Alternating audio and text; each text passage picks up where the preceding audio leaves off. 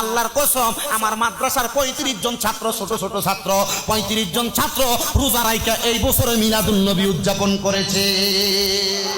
শুধু রোজা রাইখা উদযাপন করে নাই, আমার ছাত্ররা মিষ্টিও খাওয়াইছি, বিরিয়ানিও খাওয়াইছি।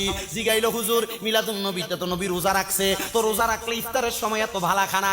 আমি কইলাম মিলাদুন নবীতে খুশি হয়েছি বিদায় মিষ্টি, মিলাদুন নবীতে খুশি হয়েছি বিদায় ভালো ভালো খাবার। আমি বললাম এ দুনিয়ার মানুষের দলেরা তোমরা শুনে রাখো, শুনে রাখো, শুনে রাখো, নবীর আগমনে খুশি হইয়া নবীও কিন্তু রোজা রাইখা মিলাদুন নবী উদযাপন করেছে।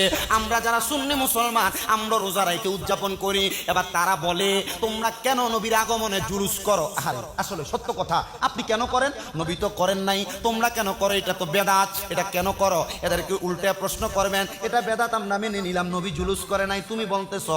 আমরা জুলুসের মধ্যে যাওয়ার পর কি বলি তুমি বলো? এ বলবে দুরূদ শরীফ পড়ো, আসসালাতু ওয়াসসালামু আলাইকা ইয়া রাসূলুল্লাহ পড়ো, সরকার কি আমদ মারহাবা বলো।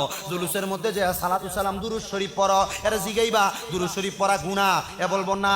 আবারও জিগাইবা গুনাহ, বলবে না। তৃতীয়বার জিজ্ঞাসা করবা গুনাহ, বলবে না। এরা বলবা ওই জুলুসে যে আমরা দুরূদ শরীফ পড়ি নবীকে সালাম দেই, তো এখানে গুনার কাজ কি হইলো? তুমি এটার বেদাত আর বন্ডামি বললা কেন? এবার তারা জিগাইবা বেদাত যে বললা, বেদাত কারে বলে বলো? এর প্রশ্ন করবেন বেদাত কাকে বলে? 6 প্রকার বেদাত, 6 প্রকার। বলেন কয় প্রকার?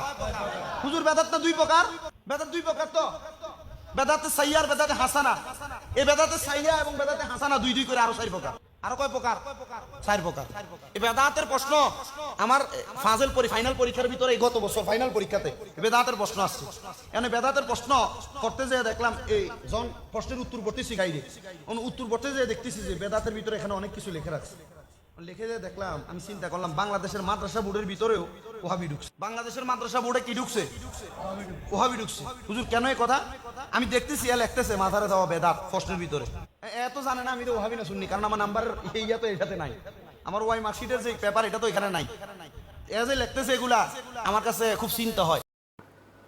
সুপ্রিয় দর্শক, আপনাদেরকে অনেক অনেক মোবারকবাদ এতক্ষণ আমার সাথে থাকার জন্য।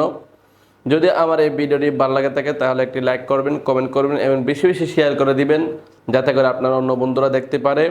আর সুন্দর সুন্দর ভিডিও পেতে এই পেজটিকে ফলো করে দিবেন, সাথে থাকবেন। আমি আপনাদের সাথে আছি। আসসালামু আলাইকুম ওয়া রাহমাতুল্লাহি ওয়া বারাকাতুহু।